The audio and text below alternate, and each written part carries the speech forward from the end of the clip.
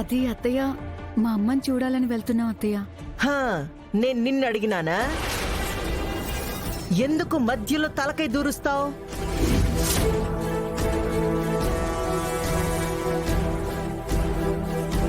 అమ్మా, వెళ్ళి వెంటనే వచ్చేస్తాం అమ్మా. ఇది వెళ్ళి వెంటనే రాకపోతే ఆ ఇంట్లోనే ఉండని, నాకే సంబంధం లేదు. కానీ దాని వెంట నువ్వెళ్లాల్సిన అవసరం ఏముండాది? అది వెళ్ళిపోతాదిలే, కానీ నువ్వు ఏడ్నే ఉండు. అది తనొక్కతే ఎలా వెళ్తుందమ్మా? అదేంట్రా అన్నయ్య, ఇన్ని రోజులు తనొక్కతే ఆ ఇంటికి ఇంటికి తిరగలేదా? ఏదో చిన్నప్పటి నుంచి నువ్వు తోడు లేకుండా తను అడుగే పెట్టలేదన్నట్టు అమ్మని అలా అడుగుతున్నావు. అది కాదు వినయ్, నువ్వు కాదు అన్నావంటే ఏం జరుగుతాదో నీకు బాగా తెలుసు అనుకుంటా.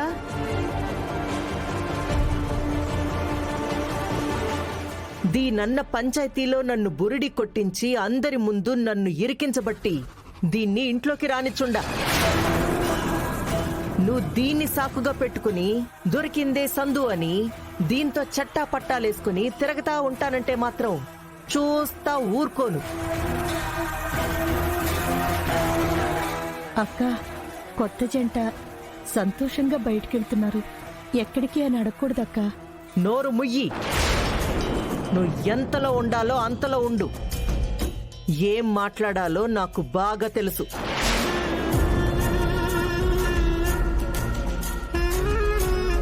వినయ్, అత్తయ్యని కాదని ఎందుకు వెళ్ళడం? ఆగిపోదాం. ఆగమ్మ విద్య.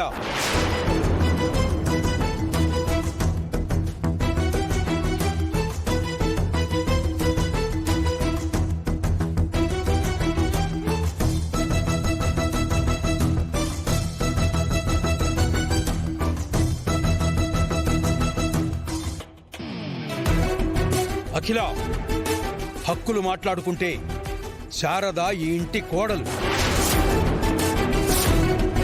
లెక్కలు మాట్లాడుకుంటే శారదే ఈ ఇంటి యజమానురాలు.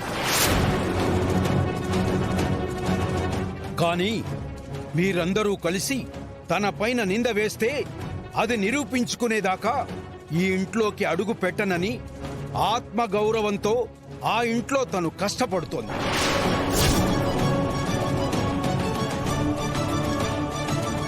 అలాంటి తనను చూడ్డానికి కూతురు అల్లుడు వెళ్తుంటే నువ్వు అడ్డుపడ్డంలో ఏమైనా అర్థం ఉందా?